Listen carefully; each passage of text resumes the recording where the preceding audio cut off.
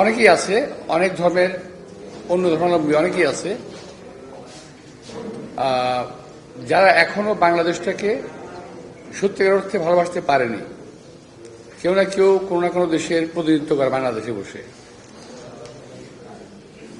কিন্তু তারা বাংলাদেশে থাকে, বাংলাদেশে খায়, কিন্তু বৃষ্টি হলে যদি অন্য দেশে বৃষ্টি হয় ছাতা ধরে বাংলাদেশে, এমনি একটা অবস্থায় আছে।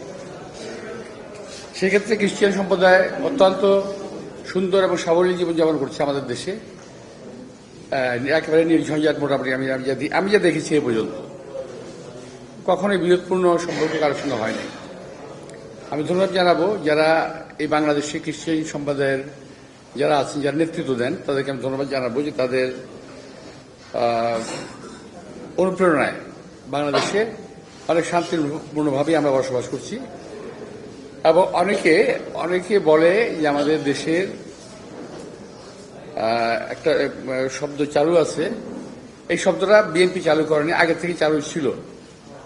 এটা হলো সংখ্যালঘু সম্প্রদায়।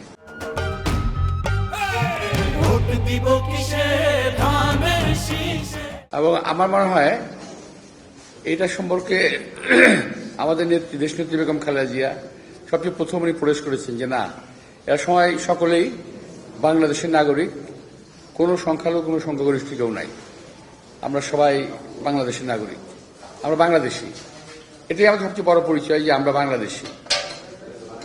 তারপর ধর্ম, আর আমার ধর্ম ইসলাম ধর্ম, যেখানে পরিষ্কার বলা আছে একেবারে যার যার ধর্ম তার তার কাছে, এবং আরো বলা আছে কেউ কোনো ধর্মে হস্তক্ষেপ করতে পারবে না। এটা কিন্তু আমার ইসলাম ধর্মে পরিষ্কার বলা আছে এটা। সুতরাং সেই সূত্র ধরেই আমরা বাংলাদেশে ভালো আছি, ভালো থাকি।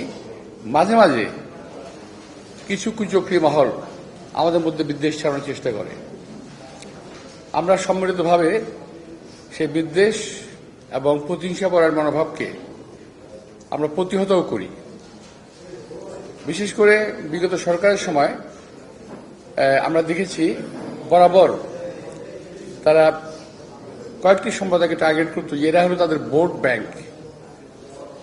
এবং আমি মনে করি এই কথাটুকু বলে, ভোট ব্যাংক বলে এই সম্প্রদায়কে, যাদেরকে লক্ষ্য করে কথাটা বলা হয়, তাদেরকে আসলে ইনডাইরেক্টলি ইনসাল্ট করা হয় বলে আমি মনে করি।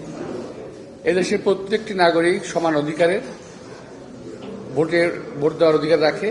এখানে কারো ভোট ব্যাংক নয়, আমি মনে করি এটা। আমি জানি না আমার ডাইনে ভাই যারা আছেন ওনারা কি মনে করবেন এটা সম্বন্ধে। তো এটা হলো আমার মতামত। আমি জীবনে বহু নির্বাচন করেছি, কিন্তু এত কম সময় নির্বাচন আমি কখনো করি নাই। তো এর মধ্যে তো অনেক ঝামেলা আছে, আপনারা জানেন, চলছে। তো আমি আশা করি আমার এই এলাকার হিন্দু, মুসলমান, বৌদ্ধ, খ্রিস্টান যারাই বলেন, সকলেই আমাকে একযোগে ভোট দেবেন এবং আপনাদের ভোটে ইনশাল্লাহ আমি জয়যুক্ত হব। তারপর আপনাদের জন্য যেটা করা, আমি এই পর্যন্ত আমি কখনো শুনি নাই খ্রিস্টান সম্প্রদায় এই পর্যন্ত আমার কাছে এই পর্যন্ত কোনো অভিযোগ নিয়ে আজ পর্যন্ত যায় নাই, আমার মনে পড়ে না। আপনাদের সমস্যার কথা আমি জানি না।